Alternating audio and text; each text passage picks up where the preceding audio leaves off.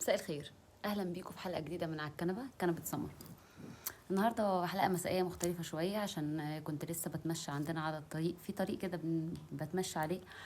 آم، في بقى الجاموسه والبقره وشجر ونخل وحاجات كتير قوي. هعمل لكم فيديو مخصوص عن الطريق ده بعد كده. الطريق دوت كان سبب وصولي لحاجات كتير قوي، ان انا دايما بمشيه وبقعد افكر يعني. ففي اليوم ده كان عندي سيشن قبلها، النهارده يعني كان عندي سيشن قبلها وبعد كده فماشيه بفكر في حوار ايه بقى حوار المشاعر ده. كل الناس، اغلب الناس عندي في السيشن بيسالوني السؤال ده اول ما بندخل السيشن: ايه بقى حوار المشاعر ده؟ فبسال نفسي وكنت بسال ربنا: يا رب ايه حوار المشاعر ده؟ طب المشاعر دي هل هي يعني حاجه كويسه ولا حاجه مؤذيه؟ طب ازاي نقدر ان احنا هل ينفع نعيش من غيرها؟ فانا ماشيه كده ففي شجر ونخل. فلقيت دايما الشجرة أو النخلة آخرها في الفروع بتاعتها مش مستقيمة، كلها فيها غصون مايلة فده اللي مديها الشكل والرونق بتاعها وفريقها عن حاجات تانية. تخيلت كده لو النخلة دي طالعة كده بس مستقيمة كده، مش ما فيهاش المرونة والتمايل وال ما فيهاش المرونة والتمايل والانسيابية اللي هي فيها دي، طب كان هيبقى شكلها عامل ازاي؟ وهنا افتكرت حديث النبي عليه الصلاة والسلام عن المرأة، ان معنى الحديث يعني ان المرأة استوصوا بالنساء خيرا، ان هم اتخلقوا من ضلع اعوج، واعوج ما في الضلع اعلاه، فاعلاه دوت عشان الاعوجاج ده عشان يحمي اللي تحته. تمام. فان انت حاولت تقيم الاعوجاج ده هيتكسر يعني. دخلت اسال واشوف حسب اللي انا فهمته يعني كمان، ان المرأة العاطفة عندها بتغلب أكتر ودي طبيعتها. فلو حاولنا نغير دوت اللي هي المشاعر، وخصوصا يعني عند المرأة، لو حاولنا نغير دوت إن إحنا نضغط إن هي تغير من طبيعتها، فهتبقى نسخة ممسوخة. مش ده اللي انت كمان حتى كراجل محتاجه منها او ولادها او حياتها عموما، لان هي كمان لو هي بقت بالصلابة دي فانتوا الاتنين هيحصل كسر. ودوت الفكره اللي جات لي وانا بفكر التفكير دوت. لقيت القران بتاع المغرب دايما بيجي لي فيه رساله يعني. فلقيت القران بيقول واعلموا ان الله يحول بين المرء وقلبه. فاللي جه في دماغي سكت شويه وفكرت كتير. اللي جه في دماغي ان الست طبيعتها الحته دي اللي هي العاطفه، ان هي مشاعرها فعاله طول الوقت، وده اللي بيديك انت كراجل ايه المساحه او التوازن والاولادها زي ما قلنا والحاجات كتير في حياتها. فالحته دي لازم تبقى موجوده. لو الست او الحياه من غير مشاعر ملهاش اي طعم ولا ليها اي لازمه. وطب هل المشاعر ديت بتؤلمنا ولا هي لازم نعيش بيها؟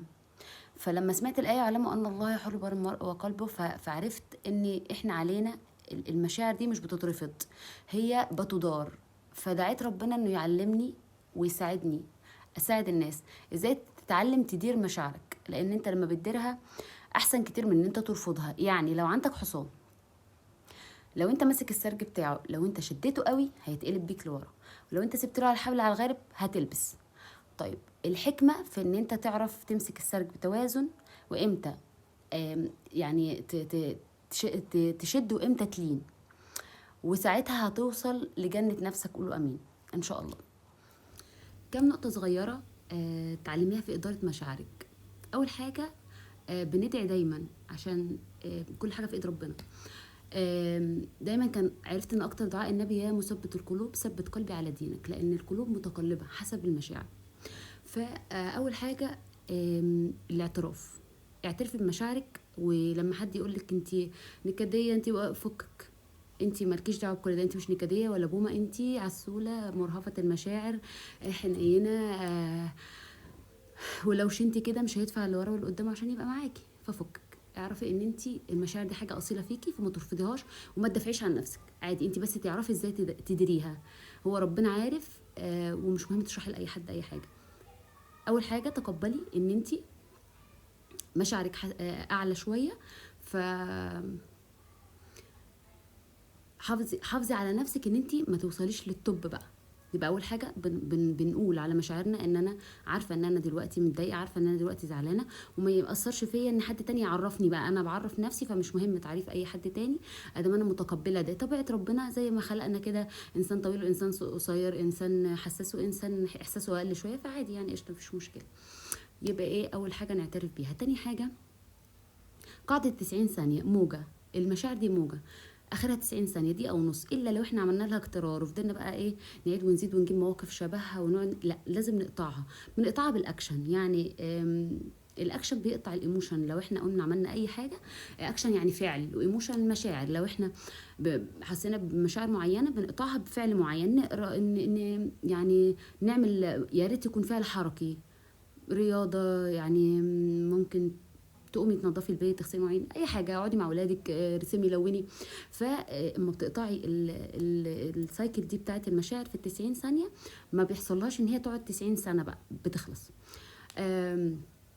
بعد كده ان انت يكون عندك ذكاء في التعبير عن مشاعرك. يعني ما اقولش انت وانت وانت وانت بتعمل، لا انا اعبر عن احساسي. انا حاسه ان انا زعلت من الكلام ده، انا حسيت بعدم الارتياح في الموقف ده، مش انت حسستني. وهنا هيكون النتيجه احسن في ان انت ما بتتهميش اللي قدامك، فهو يتقبلك ويسمع منك. فاحنا بنعبر عن مشاعرنا احنا، مش بنتهم حد تاني. كمان المشاعر دي حموله، زي الكوبايات كده.